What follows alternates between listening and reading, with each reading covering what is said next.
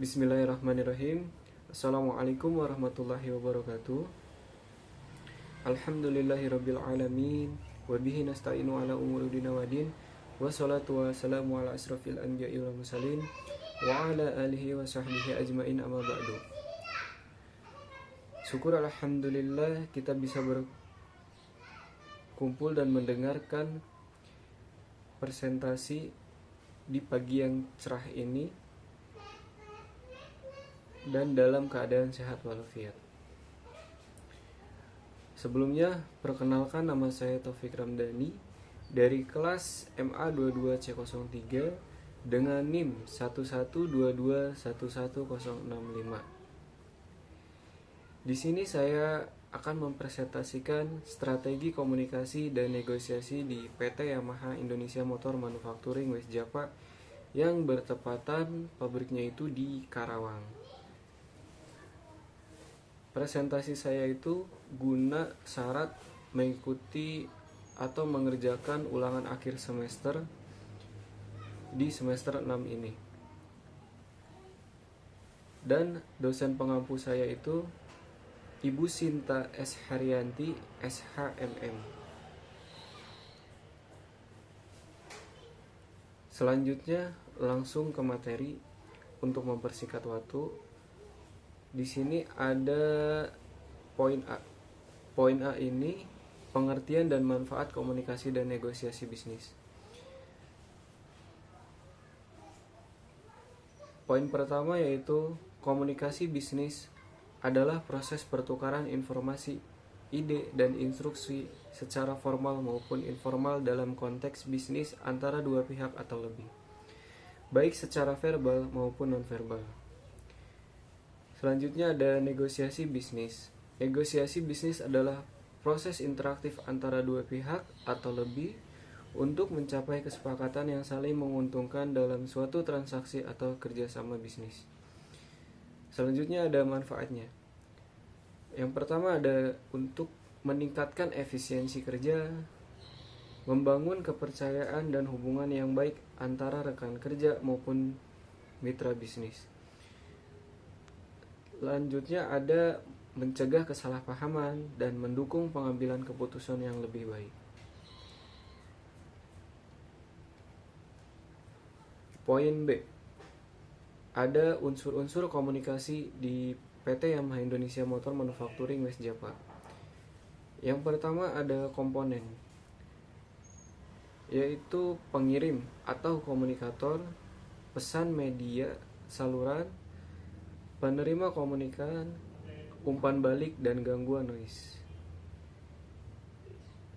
Yang kedua ada saluran komunikasi yang dipakai oleh PT Yamaha itu. Komunikasinya itu ada yang formal melalui email, rapat, memo, maupun laporan. Dan ada juga informal, obrolan langsung via grup WhatsApp maupun aplikasi lain-lainnya. Yang ketiga ada gaya komunikasinya, yaitu direksi atau langsung dan tegas, biasa digunakan oleh atasan terhadap bawahannya. Yang kedua ada persuasif atau digunakan dalam negosiasi atau menyampaikan ide-ide baru. Dan penyampaian secara kolaboratif untuk kerja tim. Biasanya dilakukan pada saat kerjasama dengan tim lebih dari 2 orang. Selanjutnya ada poin C. Contoh komunikasi dan negosiasi bisnis di PT Yamaha Indonesia Motor Manufacturing West Java.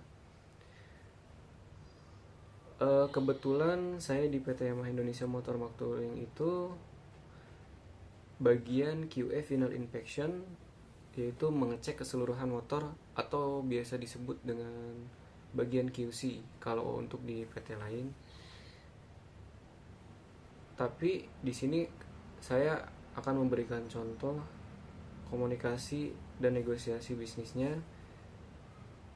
Namun saya tahunya itu dari teman saya, bukan saya sendiri yang melakukan, tetapi teman saya itu kebetulan di bagian marketing. Dia menceritakan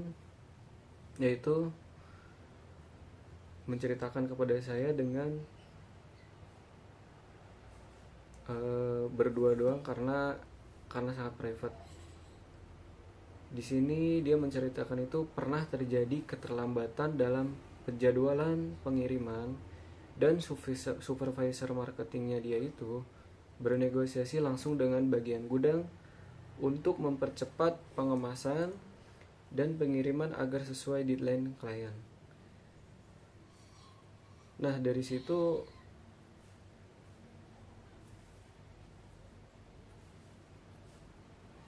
kasusnya itu keterlambatan dan penjadwalan pengiriman. Namun komunikasi ini dilakukan melalui panggilan telepon dan koordinasi langsung di lapangan. Jadi si supervisornya itu menelpon langsung dengan pihak lapangan. Mungkin latar belakangnya itu ada permintaan pengiriman mendadak dari klien utama. Pihak terlibat yaitu supervisor, operasional, dan kepala gudang. Tujuan, menyepakati solusi percepatan proses kerja tanpa mengganggu pengiriman lain. Jadi ada permintaan mendadak dari klien utama dan si supervisor itu menangani dengan berkoordinasi dengan kepala gudang, namun tidak mengganggu pengiriman yang lain-lainnya. Jadi fokus terhadap permintaan pengiriman dari klien yang sangat mendadak. Mungkin dalam dunia otomotif atau dunia marketing itu permintaan mendadak itu hal yang wajar, pasti sering terjadi. Dan bagaimana cara kita mengkoordinir dengan semua pihak, contohnya dengan kepala gudang. Mungkin apakah stok sudah ready atau enggak, seperti itu untuk di PT Yamaha sendiri. Dan selanjutnya ada poin D, analisis proses komunikasi atau negosiasi di PT Yamaha Indonesia Motor Manufacturing West Java. Di sini ada gaya, strategi, dan saluran komunikasi. Proses komunikasinya itu ada gaya komunikasi, yaitu kolaboratif dan asertif. Komunikasi kolaboratif ini mengkolaborasikan dua pihak atau lebih dengan beberapa departemen, contohnya dari departemen marketing ke departemen produksi, meminta untuk penambahan unit di hari itu karena tadi ada permintaan mendadak dari si customer. Jadi si marketing itu berkoordinir dengan pihak produksi atau memberikan lembur karena ada jumlah produksi tambahan. Dan asertif itu berarti memberikan keputusan yang tegas dari pihak atasan ke pihak bawahan untuk mengambil keputusan secara cepat dan logis. Di sini ada strateginya juga, fokus pada solusi win-win. Jadi pada saat bernegosiasi itu harus menemukan titik terangnya dan menemukan solusinya pada saat itu juga. Jadi antara kedua belah pihak sama-sama setuju dan tidak merugikan satu sama lain, antara pihak marketing, produksi, kepala gudang maupun si customer-nya itu sendiri. Dan selanjutnya ada saluran untuk media komunikasinya itu mungkin di Yamaha itu ada melalui telepon, komunikasi langsung tatap muka bertemu dengan klien atau dengan kepala gudangnya itu sendiri. Dan pesan instan, menerima pesan WhatsApp via WhatsApp, Instagram maupun aplikasi lainnya. Di sini ada hambatan dan solusinya. Hambatan itu sendiri kesalahan jadwal, beban kerja tinggi, miskomunikasi antara si pagi dan sore. Nah, mungkin miskomunikasi antara si pagi dan sore itu sangat mungkin bisa terjadi karena pagi itu menerima jadwal yang seharusnya pengerjaan segini tapi tidak disampaikan oleh shift sore, ataupun shift sore itu tidak mengerti dengan apa yang disampaikan dari shift pagi. Makanya di sini komunikasi antara shift itu harus terjaga. Solusinya itu penjadwalan ulang secara prioritas, penambahan tenaga kerja sementara. Contohnya mengambil pekerja dari departemen lain untuk lembur di tempat produksi kita, karena untuk menutupi pesanan dari klien yang sangat banyak. Dan terakhir ada evaluasi sistem komunikasi antara shift. Nah, itu yang tadi dijelaskan, komunikasi itu sangat penting antara shift. Oke, selanjutnya di sini ada poin E, studi kasus laporan bisnis 5W tambah 1H. Di sini di soal sudah ada contoh kasusnya, jadi kita tinggal mengerjakan 5W dan 1H-nya. Contoh kasusnya itu sebagai berikut.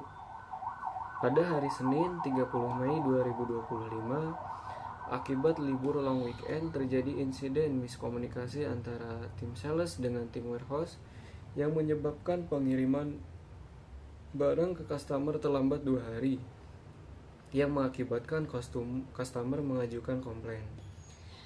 Nah, studi kasusnya itu, laporan bisnisnya itu yaitu studi kasus miskomunikasi tim sales dan warehouse. Apa sih what? 5W yang pertama itu yaitu what? Apa artinya? Apa sih yang terjadi di atas itu? Yaitu terjadinya miskomunikasi antara tim sales dan tim warehouse yang menyebabkan pengiriman barang ke customer terlambat 2 hari. Wow, siapa? Yaitu tim sales, pengambil order, tim warehouse, bagian pengemasan dan pengiriman, dan customernya itu sendiri, penerima barang. When, kapan terjadinya itu? Di soal di atas itu menerangkan pada hari Senin 30 Mei 2025 setelah libur long weekend atau libur panjang. Libur panjang ini terjadi mungkin pada akhir tahun, mungkin atau pada saat libur lebaran. Di sini ada selanjutnya where, di mana terjadinya itu di kantor pusat dan gudang perusahaan. Why, mengapa tim sales tidak menginformasikan dengan tepat jadwal dan prioritas pengiriman kepada tim warehouse. Hal ini diperparah karena sebagian karyawan baru masuk kerja setelah libur panjang. Di sini saya lihat tim salesnya itu tidak mengonfirmasi dengan tepat jadwal prioritas pengiriman kepada warehouse. Makanya terjadinya miskomunikasi. Dan parahnya lagi, si karyawan itu tidak masuk kerja karena setelah libur panjang. Mungkin masih pada liburan ya teman-teman. Nah, di sini ada 1H-nya itu how, bagaimana. Customer mengajukan komplain karena keterlambatan. Tim manajemen melakukan evaluasi internal ya, menemukan kesalahan dalam sistem komunikasi antar tim. Apa sih kesalahannya? Solusi, dibuat SOP baru untuk pelaporan dan konfirmasi pengiriman pasca hari libur, serta penggunaan sistem manajemen pengiriman digital yang terintegrasi. Jadi pembuatan SOP baru supaya tidak ada laporan atau yang miskomunikasi lagi. Laporan yang lebih simpel dan lebih detail.